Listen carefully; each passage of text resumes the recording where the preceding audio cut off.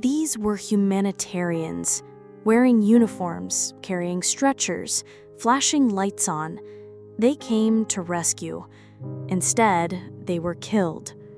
15 medics, 1 UN worker, several rescue volunteers, all buried in a mass grave, not with honor, but with rubble. Their vests still dusted with the blood of the last child they tried to save. One of them, Sami, hadn't seen his own daughter in days. She was just 5. He kept her picture tucked in his chest pocket, creases worn deep from too many glances. He used to say, "If I save someone else's child today, maybe someone will save mine tomorrow." The air that day was thick, not just with smoke, but with silence. A silence broken only by the echo of distant bombs and the static of a radio still clipped to a fallen paramedic's vest, calling out a name that would never answer back. They came with open hands. They left in silence. But their final act was not defeat. It was love, courage in its most sacred form. Among the dead were the ones who ran toward the fire. PRCS ambulance officers Mustafa Kufaja, Saleh Muammar, Ezzedine Shath, first responders like Mohammed Beilul, Raid al-Sharif, and a quiet UN worker whose name was whispered in grief. They weren't soldiers. They didn't carry guns. They carried gauze, stretchers, and hope. Mustafa had memorized the cracks in Gaza's roads. He could drive blindfolded through the ruins.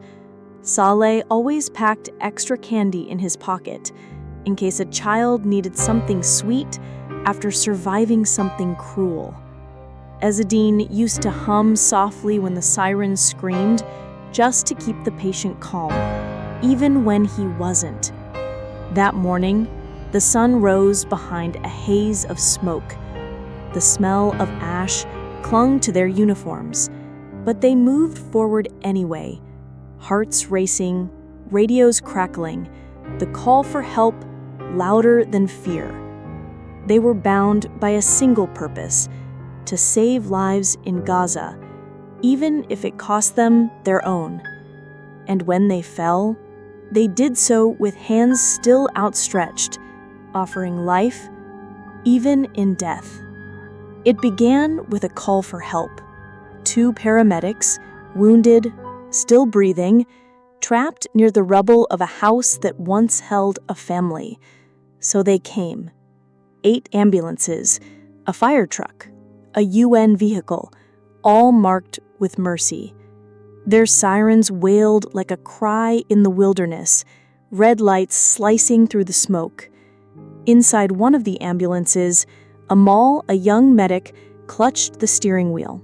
Her hands trembled, not from fear, but from the weight of knowing every second mattered. She remembered her mother's voice that morning, whispering a prayer before she left. Ya Allah, bring them all back. The streets were cracked and bleeding.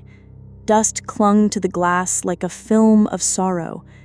A child's shoe lay abandoned near a gate, torn from its hinges. Then the shots rang out. Not once, not a mistake, but again and again.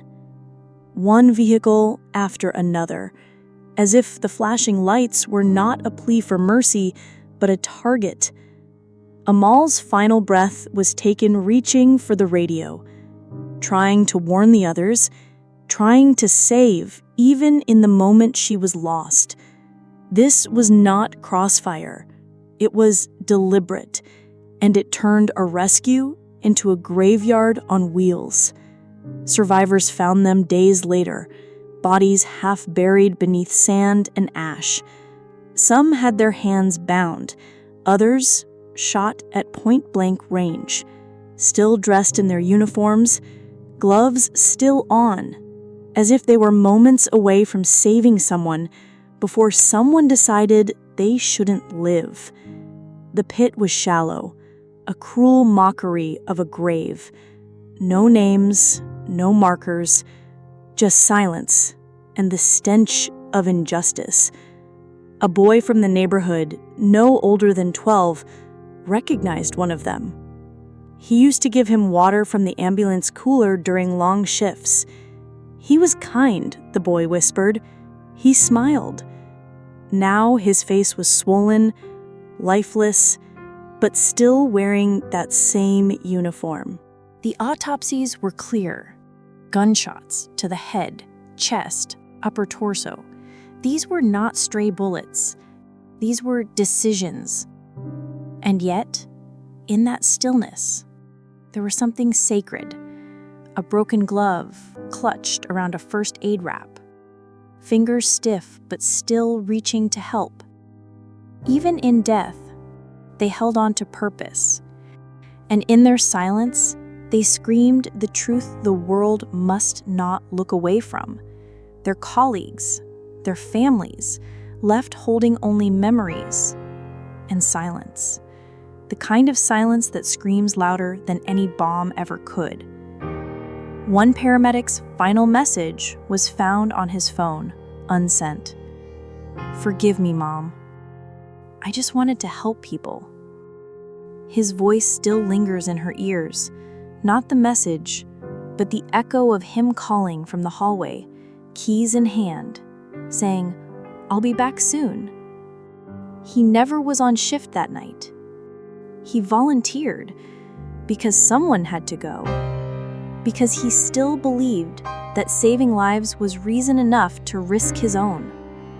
And when the news came, a folded vest, blood-stained and torn, a plastic ID card scorched at the edges, his mother placed them beside his childhood photo, the one where he's smiling, holding a toy ambulance. They didn't die as soldiers. They carried no weapon but compassion, but they were buried by the very forces they trusted to honor that. And yet, even in betrayal, they died as they lived, reaching for life, in a place that kept taking it away. This wasn't an isolated tragedy. It became a pattern, a slow, deliberate erasure of those who heal.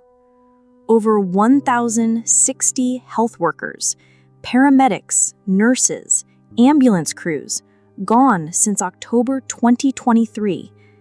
Each had a name. Each had a story. A favorite tea, a bedtime prayer, a family waiting by the door, a child too young to understand why their parent never came home. Hospitals, once sanctuaries, reduced to ash and echo. White walls stained black with soot. Operating rooms turned into tombs. The smell of antiseptic now lingers with the scent of smoke and blood. Ambulances became moving targets. Red crescents no longer symbols of safety, but warnings, ignored.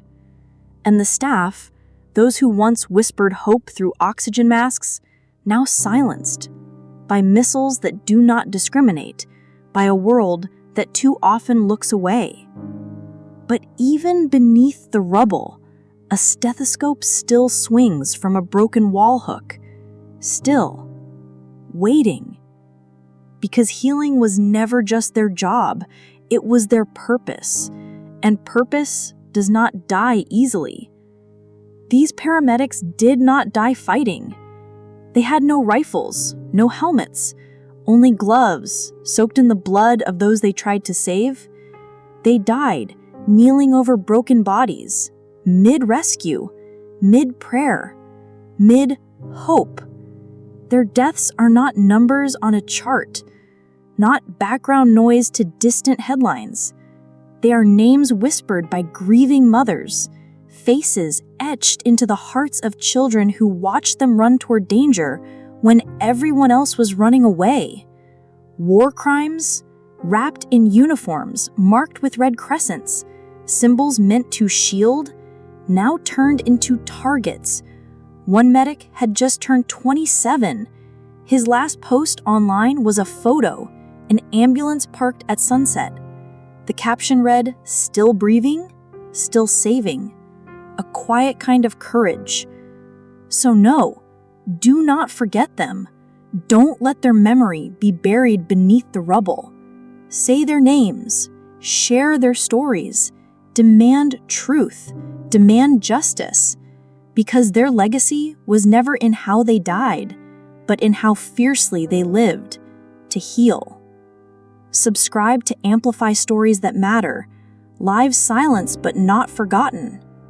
Let their names speak louder than violence.